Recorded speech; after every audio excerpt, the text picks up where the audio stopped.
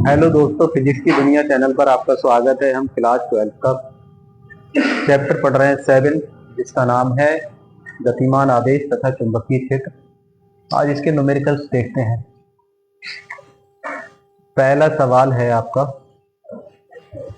दो लंबे समांतर तार परस्पर 3 सेंटीमीटर की दूरी पर स्थित है। दो तार जो है कितने सेंटीमीटर की दूरी पर स्थित है? 3 सेंटीमीटर। इनमें क्रमशः 2 एम्पियर और 3 एम्पियर की धारा प्रवाहित हो रही है। प्रत्येक तार द्वारा दूसरे तार की प्रति मीटर लंबाई पर आपको बल की गणना करना है। तो दो समांतर तार बना दे रहे हैं। पहले ये समांतर तार हो गए। एक में जो धारा है वो कितनी है? I1 ये दे रखी है आपको 2 एम्पियर, और दूसरे में धारा कह रहा है 3 एम्पियर, ये I2 हो गई। प्रत्येक तार दूसरे तार पर एक बल लगाएगा, प्रति मीटर लंबाई पर बल की गणना करवा रहा है। और बीच की दूरी कितनी है? देखो ये इन दोनों के बीच की डिस्टेंस है, यहां से यहां तक। आर का मान दे रखा है आपको 3 सेंटीमीटर। चलो अब ध्यान सुनो, यहां हल कर रहा है।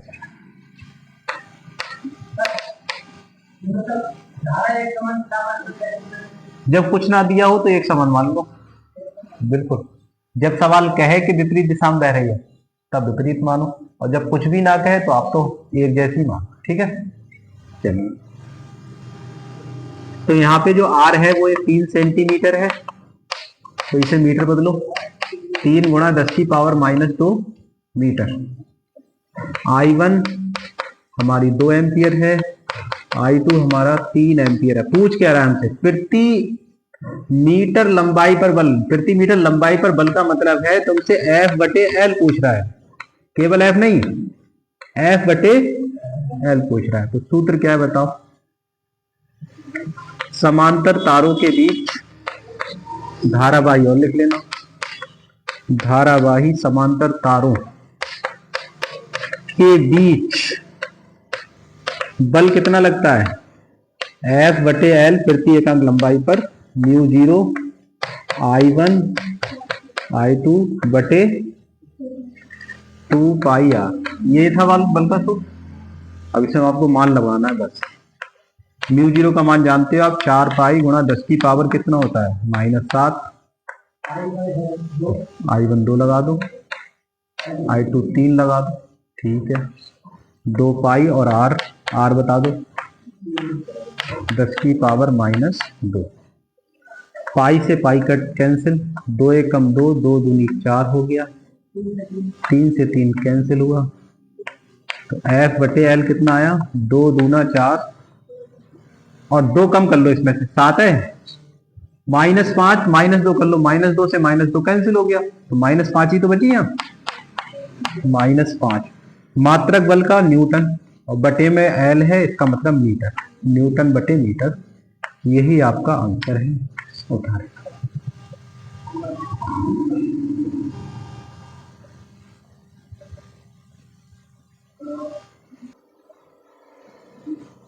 देखिए, ये सवाल है, दो लंबे सीधे तार परस्पर 75 सेंटीमीटर की दूरी पर स्थित हैं। इनमें 5 एम्पियर की एक समान धारा और एक ही दिशा में प्रवाहित हो रही है। एक तार में धारा के कारण दूसरे तार में उत्पन्न चुंबकीय क्षेत्र का मान ज्ञात करो। एक में जो धारा बह रही है उसके कारण दूसरे में कितना चुंबकीय क्षेत्र उत्पन्न हो रहा है, उसकी हमें क्या करना है? उससे निकालना है। दूसरे तार की 3 मीटर लंबाई पर लगने वाले बल की भी गणना करना है। दो सीधे परस्पर 75 सेंटीमीटर की दूरी पर रखे हैं लंबे तार, रख दो। देखो, एक तार ये हो गया और एक तार ये हो गया। बीच की डिस्टेंस कितनी है? 75 सेंटीमीटर हो गई।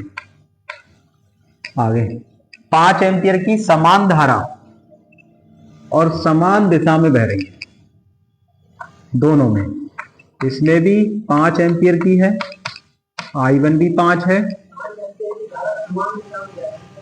हाँ, तो ये भी 5 एम्पियर, दोनों 5 ही है।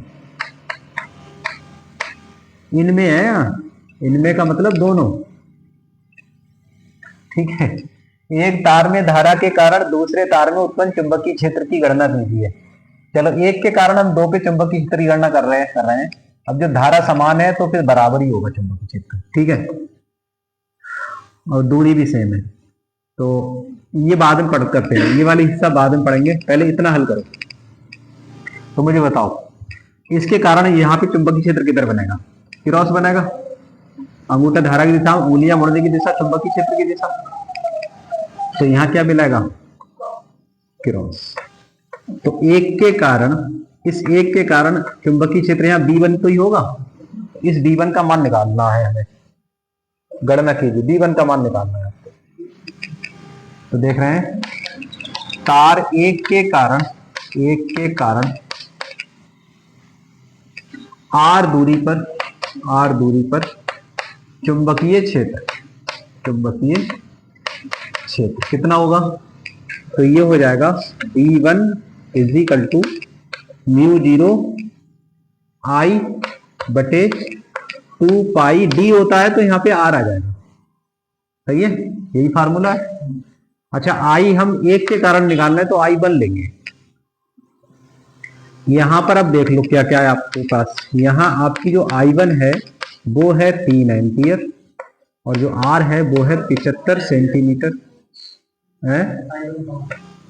I1 5 है। अच्छा I1 5 देंगे और 75 को हम लिखेंगे मीटर में, तो 0.75 लिख लें या 10 की घात -2 लिख लो, बात वही है, -2 लिख लो, कोई हर्ज नहीं है। नीचे को लिखो 75 गुणा 10 की पावर -2 मीटर। अप्लाई करो इसमें, तो B1 इज इक्वल टू मान आएगा 4 पाई गुणा 10 की पावर -7। I1 की मान लगा दो 5 और R का मान आपका 75 गुणा 10 की पावर -2। 2 पाई रह गई, 2 पाई यहाँ है, ठीक। पाई से पाई कैंसिल आउट हुआ, 2 दूना 4 हो गया, 5 से 5 एकम 5, 5 25, 15 बार, ठीक है। तो B1 की जो वैल्यू आई 2/15, 2 कम कर लो यहां से, या फिर ऐसा करो ये 2 ऊपर ले जाके 100 बना लो। 10 की पावर ऊपर जाके 2 प्लस की हो गई और 10 की पावर -7, ये 100 हो गया। तो B1 बराबर आया हमारा 200/5, 10 की पावर -7, 5 चौक 40, 40 का मतलब 1 जीरो और कम कर दो, तो ये आई 4 गुणा 10 की पावर -6। टेस्ला कह दो, चाहे वेबर प्रति मीटर स्क्वायर कह दो, चाहे न्यूटन बटे एम्पियर मीटर कह दो। अच्छा पहले कारण इतना चुंबकीय क्षेत्र है तो उसके कारण भी तो इस पे इतना ही चुंबकीय क्षेत्र होगा, सेम ही होगा, ठीक है। यहाँ क्या मिलाएगा फिर? डॉट। और बल किधर को लगेंगे इसके? ये भी बना लो। अब तो पता ही है इसमें सब कोई दिक्कत वाली बात ही नहीं है। ये होगा F21, ये F,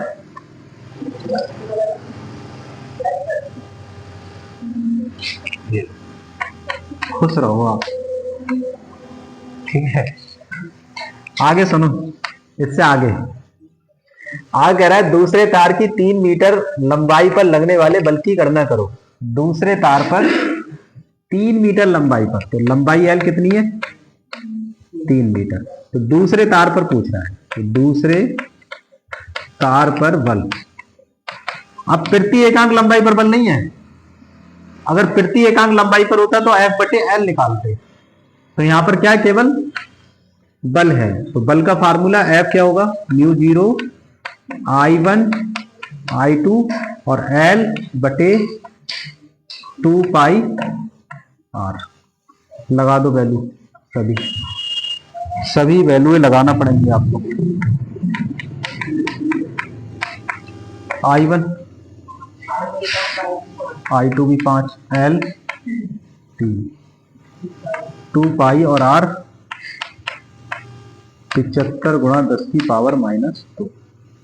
2 पाई से दूनी कट गए, 5 25, 3 75 से 3 से 3 कट गए, 2 कम कर लो और तो 10 की घात -6 5, और ये 2 भी तो बचे हैं, 2 गुणा 10 की पावर -5 न्यूटन, इतना बल लगेगा।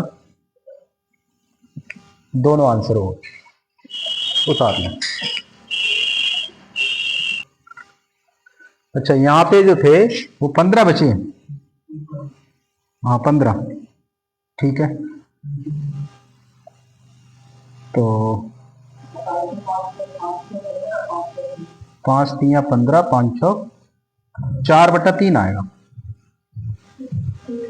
चलो अब सही है, ठीक, उतार। एक तो कम कर लिया ना घात हमने।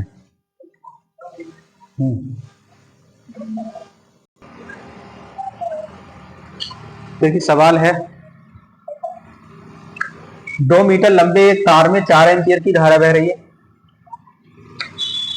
तार की लंबाई 2 मीटर है, 4 एम्पियर की धारा बह रही है। 2 वेबर प्रति मीटर स्क्वायर के चुंबकीय क्षेत्र में 30 डिग्री के कोण पर रखा है। क्षेत्र द्वारा तार पर कितना बल लगेगा? तो 2 मीटर का लंबा तार है तो L हो गया 2 मीटर, 4 एम्पियर की धारा है तो I 4 एम्पियर, 2 वेबर प्रति मीटर स्क्वायर के चुंबकीय क्षेत्र में रखा है। क्षेत्र की दिशा से 30 डिग्री के कोण पर रखा है। बल की गणना पूछ रही, बताओ ऐसा फार्मूला जिसमें ये सब आता है। ठीक है, F बराबर ILV साइन, ठीक है। चुंबकीय क्षेत्र में धारावाही चालक पर लगने वाला बल का सूत्र है ये, मान लगाओ।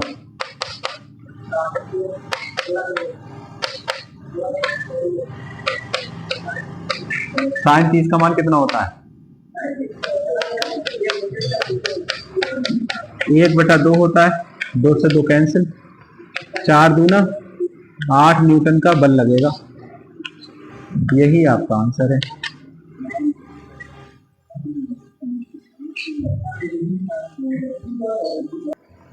देखिए 5 सेंटीमीटर लंबे तार को 2 गुणा 10 की और -4 टेस्ला के एक चुंबकीय क्षेत्र में रखा जाता है। 3 मिली एम्पियर की धारा तार में प्रवाहित करने पर तार पर अधिकतम बल की गणना करना है। हल कर रहे थे। 5 सेंटीमीटर लंबा कोई तार है तो तार की लंबाई L हो गई 5 सेंटीमीटर। सेंटीमीटर को मीटर में बदलें, -2 मीटर हो गई। चुंबकीय क्षेत्र बोल दें 2 गुणा 10 की पावर -4 टेस्ला रखा जाता है। 3 मिली एम्पियर की धारा है, 3 मिली एम्पियर, यानी 3 मिली का मतलब 10 की घात -3 एम्पियर की धारा तार में प्रवाहित करने पर तार में अधिकतम बल की गणना करो। F मैक्स निकालना है।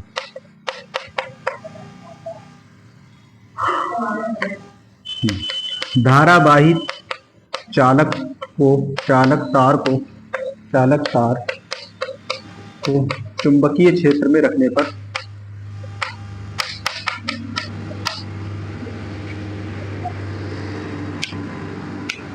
बल कितना लगता है? ILV sine theta. बल कब अधिकतम होगा? जब साइन थीटा का मान 1 होगा, अर्थात साइन थीटा 1 कब होगा? जब थीटा 90 डिग्री होगा। इसका मतलब है तार जो है चुंबकीय क्षेत्र के लंबवत है, चुंबकीय क्षेत्र के लंबवत रखा है, तब बल कितना होगा? अधिकतम लगेगा, क्योंकि साइन थीटा की कोई भी त्रिकोणमितीय अनुपात हो उसकी अधिकतम वैल्यू क्या होती है ना? 1 होती है, 1 होगी। साइन है, कॉस है, टेन है, अधिकतम होगा। तब बल कितना होगा? अधिकतम, यानी F क्या हो जाएगा यहाँ पे? वो मैक्स हो जाएगा। और F मैक्स का मान क्या होगा? ILB। लगाओ मान। I 3 गुणा 10 की पावर -3, L 5 गुणा 10 की पावर -2, और B बोला, B है 2 गुणा 10 की पावर -4, 5 3 15, दूनी 30 हो गया, 4 3 7 दूनी, ये कम कर लो, 3 गुणा 10 की पावर -8। समझ गए सभी लोग? इतने न्यूटन का बल लगेगा। उतार लीजिए।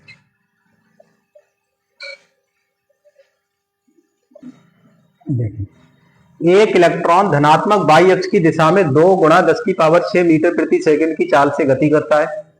एक चुंबकीय क्षेत्र बी दे रखा है 0.3 जे कैप प्लस 0.4 के कैप टेस्ला। आकाश में उपस्थित है। इलेक्ट्रॉन पर लगने वाला बल का परिमाण और तुम्हें दिशा निकालनी है।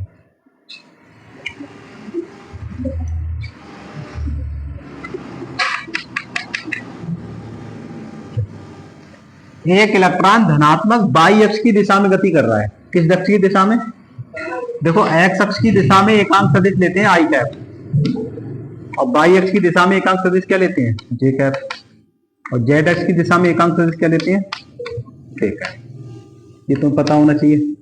अब यहां कह रहा है इलेक्ट्रॉन जो है, हल कर रहे हैं, इलेक्ट्रॉन धनात्मक वाई अक्ष की दिशा में, वाई अक्ष की दिशा में इतने चाल से चल रहा है। तो b बराबर कितने चाल है? 2 गुणा 10 की पावर 6 मीटर प्रति सेकंड है। बाई अक्ष की दिशा में है तो इसकी वेक्टर कितना हो जाएगा? बाई अक्ष की दिशा में एकांक सदिश क्या होता है? तो ये जे कैप मीटर प्रति सेकंड। और चुंबकीय क्षेत्र कितना है? ये है 0.3 जे कैप प्लस 0.4 के कैप। है कौन? इलेक्ट्रॉन। तो इलेक्ट्रॉन के लिए आवेश कितना होगा? QE 1.6 गुणा 10 की पावर -19 कूलम। अब हमें ये निकालना है कि इलेक्ट्रॉन पर कितना बल लगेगा और उसकी दिशा क्या होगी, ये निकालना है। जब कोई आवेशित कण किसी चुंबकीय क्षेत्र में गति करता है तो उस पर कितना बल लगता है? लारेंज बल। F बराबर QBB साइन थीटा, ये तो लगता है। ठीक है, तो लारेंज बल बताओ क्या सूत्र है? लारेंज बल बराबर होता है F बराबर QBB साइन थीटा। लेकिन यहां पे सदिश रूप में लेना है आपको। तो सदिश रूप में क्या होगा? Q क्या पढ़ाया था? B क्रॉस B होगा, B वेक्टर गुणा B वेक्टर। सही। साइन थीटा हटाएगा तो क्या आएगा? B गुणा B। इस तरीके सदिश रूप है इसका। अच्छा, अब मान लगाओ। तो F का मान चाहिए हमें। Q जो है यहाँ पे QE है, लगाओ 1.6 गुणा 10 की घात -19 और B ये लगा दो 2 गुणा 10 की पावर 6 जे कैप गुणा B ये लगाओ। ऐसा करो, बड़ी भी ले लें और यहाँ पे ब्रैकेट लगाओ 0.3 जे कैप प्लस 0.4 के कैप। सही है? आ रही बात समझ में? सुना यार, इससे गुणा कराएं अंदर तो 2 3 कितने हो जाएंगे? 6.6 गुणा 10 की पावर 6 और जे गुणा जे आ जाएगा। देखो बीच में गुणा का निशान है, लिखोगे जे गुणा जे। अब इसकी गुणा करो इस वाले से प्लस करके, कितना आएगा? देखो 2 चौक 8, पॉइंट आगे लगा दो 10 की घात 6 और क्या आएगा? जे गुणा के, जे गुणा के कैप। समझ गए? सब क्या आया समझ में? यही आएगा। यहां पे एक चीज समझो आप, आई की गुणा अगर आई से होती है सदिश गुणनफल में तो उसका मान 0 होता है, क्योंकि साइन 1 गुणा 1 साइन 90 आएगा, वो साइन 0, 1 गुणा 1 साइन 0 और साइन 0 की वैल्यू 0 होती है। ठीक है, ये आता है। देखो इसका परिमाण 1, इसका परिमाण 1 गुणा साइन 0। और एन कैप आ जाता है ना, एन कैप तो यहाँ पे होगा, साइन जीरो का मान एक होता है, वो जीरो होता है, साइन जीरो कितना होता है जीरो, इसलिए आई गुणा आई जीरो, जे गुणा जे भी जीरो, और के गुणा के भी जीरो, ये सब मान जीरो होते हैं। लेकिन इसके अलावा जब आता है तो ध्यान से देखें, बहुत ही गौर से देखें आप, तो ऐसे करके आई लिखते हैं, जे लिखते हैं और के लिखते हैं। एक और बनाओ, आई जे और के। तो आई गुणा जे को हम क्या लिखेंगे, अगर आई गुणा जे आ जाए तो आई गुणा जे, तो आई गुणा जे पे इससे चलो, आई गुणा जे के बाद कौन आ रहा है यहाँ पे, जिसे हम के लिखेंगे। जे गुणा के आए तो क्या लिखेंगे, जे गुणा के को, कहां पहुंच रहे हो आप, आई, ठीक है। और के गुणा आई हो तो क्या लिखोगे, ठीक है, समझ गए। अब यहां बताना मुझे 1.6 गुणा 10 की घात माइनस 19, जे गुणा जे जीरो, अब ये जीरो तो सब जीरो ही है, प्लस 0.8 गुणा 10 की पावर 6, जे गुणा के देखो क्या है, आई कैप है, आई कैप। अब इसकी इससे गुणा कर दो, 16 8 कितने होते हैं,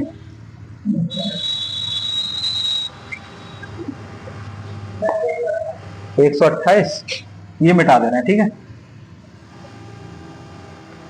तो बल का जो मान आएगा हमारा वो हो जाएगा 16 8 128, पॉइंट आएगा 2 के बाद,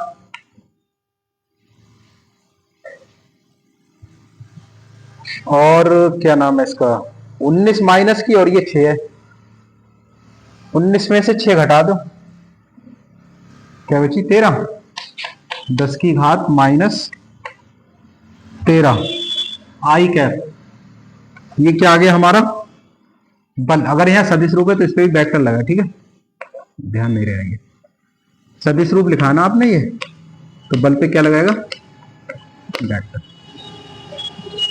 तो इतना आया, इसका बताओ बल का परिमाण कितना आया, बल का परिमाण, परिमाण का मतलब ये संख्यात्मक मान 1.28 गुणा 10 की पावर माइनस 13 न्यूटन का बल आया।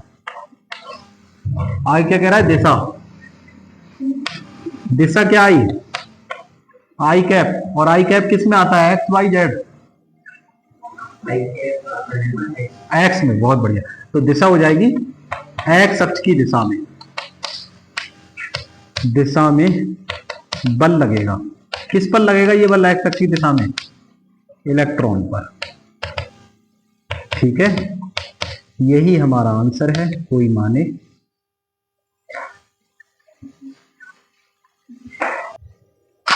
देखो 10 इलेक्ट्रॉन वोल्ट ऊर्जा का एक इलेक्ट्रॉन 1 गुणा 10 की और माइनस 4 देवर प्रति मीटर स्क्वायर के चुंबकीय क्षेत्र में वृत्ताकार मार्ग में चक्कर लगा रहा है। ज्ञात कीजिए इलेक्ट्रॉन की चाल, वृत्ताकार मार्ग की त्रिज्या, इलेक्ट्रॉन का आवर्त काल। हल कर रहे हैं। ऊर्जा का मतलब ई, ये दिया है 10 इलेक्ट्रॉन वोल्ट। इलेक्ट्रॉन वोल्ट को जूल में बदलते हैं तो कितने से गुणा करते हैं, इलेक्ट्रॉन के आवेश से गुणा कर दो इसमें, तो जूल में बदल जाएगा ये। 1.6 गुणा 10 की घात माइनस 19 से गुणा कर दो तो ये कायम बदल जाएगा जूल में। 10 से गुणा करेंगे तो क्या आएगा, 16 गुणा 10 की घात माइनस 19 जूल। आगे बताओ चुंबकीय क्षेत्र कितना है, 1 गुणा 10 की घात माइनस 4 वेबर प्रति मीटर स्क्वायर। उसके आगे वृत्ताकार मार्ग पर चक्कर लगा रहा है, इलेक्ट्रॉन की चाल ज्ञात करा रहा है। तो ये जो ऊर्जा है इलेक्ट्रॉन की, ये कौन सी ऊर्जा है, गतिज ऊर्जा है, ठीक है। तो इलेक्ट्रॉन की गतिज ऊर्जा जो दे रखी है वो गतिज ऊर्जा कितनी हो जाएगी, इलेक्ट्रॉन की गतिज ऊर्जा, तो ई हो जाएगी हमारी हाफ एम बी स्क्वायर। ये सूत्र होता है गतिज ऊर्जा का, हाफ एम बी स्क्वायर। और ई का मान लगाओ 16 गुणा 10 की घात माइनस 19। इलेक्ट्रॉन का द्रव्यमान जो होता है, मास ऑफ इलेक्ट्रॉन 9 गुणा 10 की घात माइनस 31 किलोग्राम। आपको याद रखना है, ये सवाल नहीं देगा, तुम्हें याद रखोगे। बी पूछ रहा है यहां से, देखो 2 से इसकी गुणा होगी, 16 दूनी 32, 10 की घात माइनस 19 बराबर आएगा 9 गुणा 10 की घात माइनस 31 बी स्क्वायर। हमें तो बी स्क्वायर चाहिए, तो 32 गुणा 10 की घात माइनस 19 बटे 9 गुणा 10 की घात माइनस 31 बी स्क्वायर। तो कितना आया 32 बटे 9 गुणा 31, ऊपर जाके प्लस की हो जाएगी, कितना बचेगा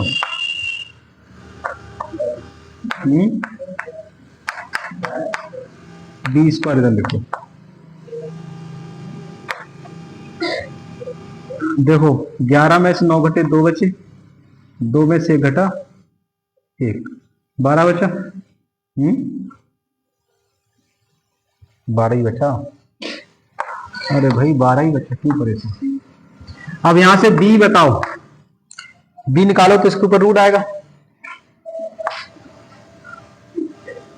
32 बटा 9 गुणा 10 की घात 12। 16 दूनी 32 होते हैं, तो 16 का वर्गमूल 4 और 9 का वर्गमूल 3। 16 दूनी यानी 2 रह गए इसमें, तो रूट 2 गुणा 10 की घात 12 क्या आधे कर दो 6, तो इतने मीटर प्रति सेकंड का वेग होगा।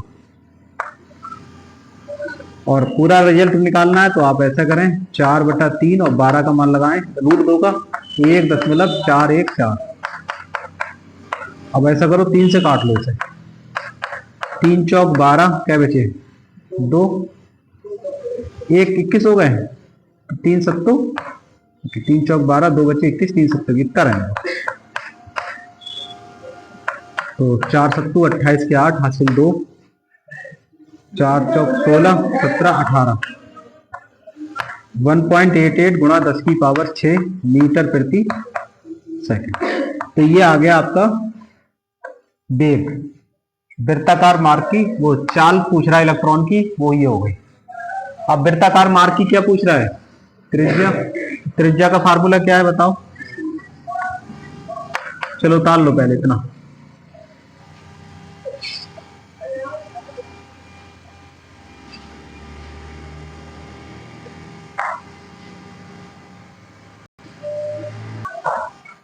देखो अब क्या पूछ रहा है, वृत्ताकार मार्ग की त्रिज्या। मार्ग की त्रिज्या, तो त्रिज्या का फार्मूला क्या है, आर बराबर एम बी बटे क्यू बी।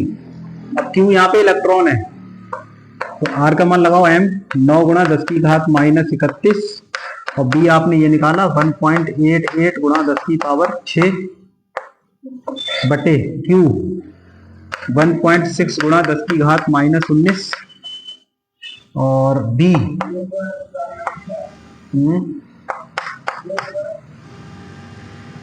1 गुणा 10 की घात माइनस 4। काट लो,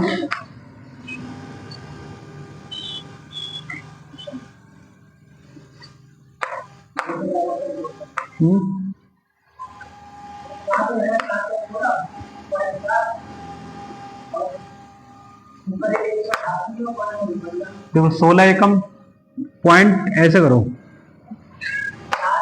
188 है, 16 से भाग दे दो, पॉइंट खत्म करोगे तो यहाँ पे 0 बना दो 160। अरे ऐसा करो, अगली स्टेप में लिख रहा हूं 9 गुणा 10 की घात माइनस 31 1.88 10 की पावर 6 बटे 1.6।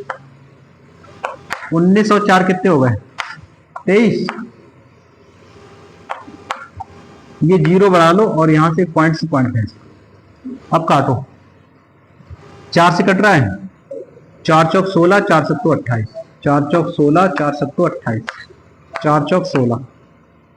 अब नहीं कटा, अब केवल 4 रह गया, 0 से एक पॉइंट खत्म कर दो, 4 रह गया, 4 से भाग कर लो इसे और तो आएगा 9। 4 से भाग करो, 4 एकम 4 क्या बचा है, हाँ वो खत्म हो जाएगा, परेशान ना हो। तो ऐसा करते हैं 9 गुणा 47 बटे आया 4 एक जीरो कम कर लो, कितने हो गए 22। 22 ऊपर जाके हो गई प्लस की 22, और 31 में से ये 6 घटा दो, कितने बचे 25। यही आया, बोलो 31 में 6 घटे 25। 4 से काट लो सर, 4 एकम 4, फिर 4 एकम 4 दशमलव 3 होगा 30, 4 सत्तो 28, इतना ही रहने दो। 4 सत्तो 28, 4 पंजे 20, 25 में 22 घटे क्या बचे, 9 से गुणा कर लो, 9 पंजे 45, 63 और 4,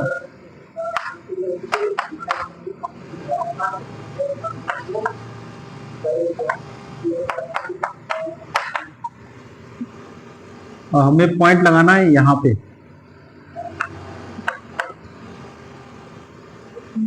तो यही लगा दो सीधे, 0.10575 आ गया मीटर।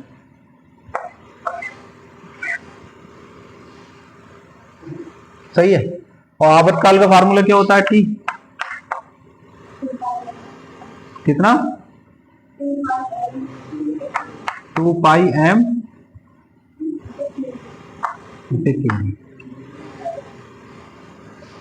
ये लगा लेना, पाई का मान लगा लेना, एम इलेक्ट्रॉन का द्रव्यमान और क्यू भी निकाल लेना।